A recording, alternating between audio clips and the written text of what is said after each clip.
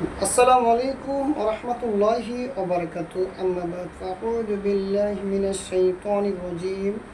বিসমিল্লাহির রহমানির রহিম।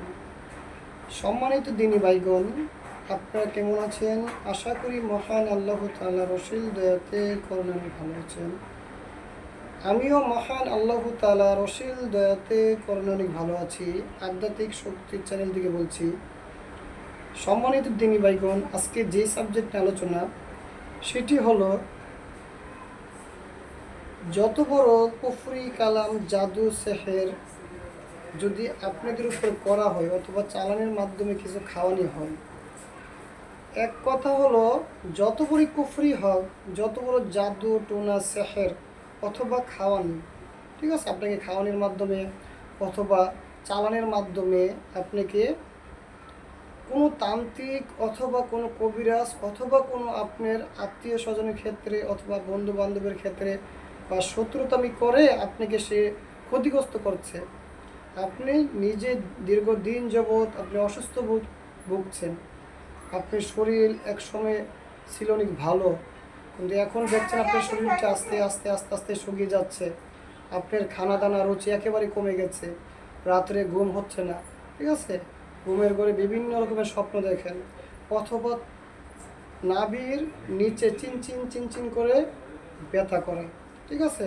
পেটের ভিতরে অথবা গর্জন করে বট বট আওয়াজ হয় অথবা শব্দ করে অথবা বমি বমি হয়, খানা দানা রুচি কমে গেছে, দিনের দিন শুকিয়ে যাচ্ছেন। যদি আপনাদের মনে হয় বা আপনাদের কোনো শত্রু অথবা কোনো তান্ত্রিক বা আপনাদেরকে নষ্ট করছে অথবা কুফরি করা হয়েছে, যত বড়ই কুফরি থাকুক, যত বড়ই চালানের মাধ্যমে কিছু খাওয়ানি থাকুক, ইনশা আল্লাহ আজিজ আপনারা এই আমলটির মাধ্যমে মহান আল্লাহ তাআলার অসীম দয়াতে করোনায় আপনারা পরিপূর্ণ সুস্থতা হবেন ইনশা আল্লাহ আজিজ।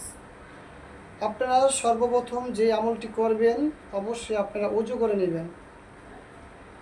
ওযু করে ইস্তিগফার 7 বার, দুরূদ ইব্রাহিম 7 বার করার পর এরকম একটি কাচের গ্লাস নেবেন, হ্যাঁ, নদীর থেকে অথবা পুকুরের থেকে অথবা কল থেকে এক গ্লাস পানি নেবেন, নিঃশ্বাস বন্ধ করে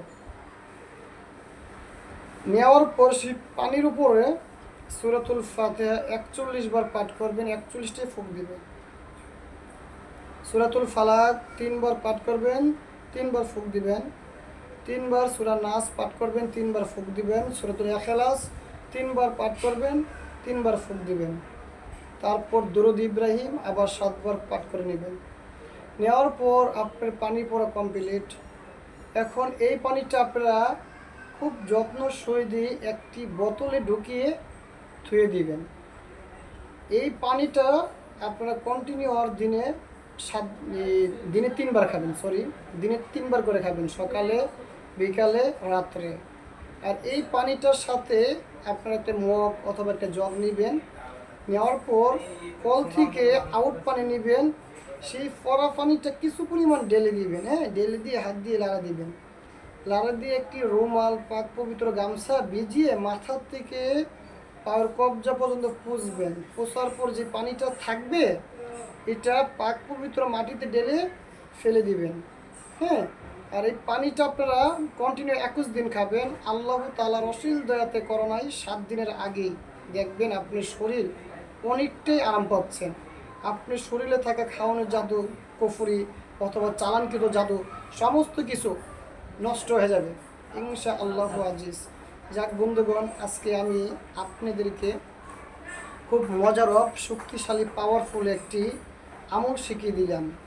অবশ্যই এই আমলটি আমার শতবার পরীক্ষিত। যদি আপনারা এখানের সহিত বিশ্বাসের সহিত আমলটি করতে পারেন, আমি 100% গ্যারান্টি দিয়ে বলতে পারি যত বড় কুফরি থাকুক সেটা ধ্বংস হবে ইনশা আল্লাহ আজিজ। যাক বন্ধুগণ, অবশ্যই যারা এই আমলটি করবেন আমার কমেন্টে লিখবেন লা ইলাহা ইল্লাল্লাহ, ঠিক আছে।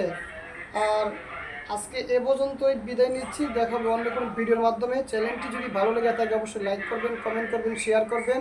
আর আপনারা কোন বিষয়ে জানতে চান কমেন্টের মাধ্যমে আমাকে জানাবেন। আসসালামু আলাইকুম ওয়া রাহমাতুল্লাহি ওয়া বারাকাতুহু।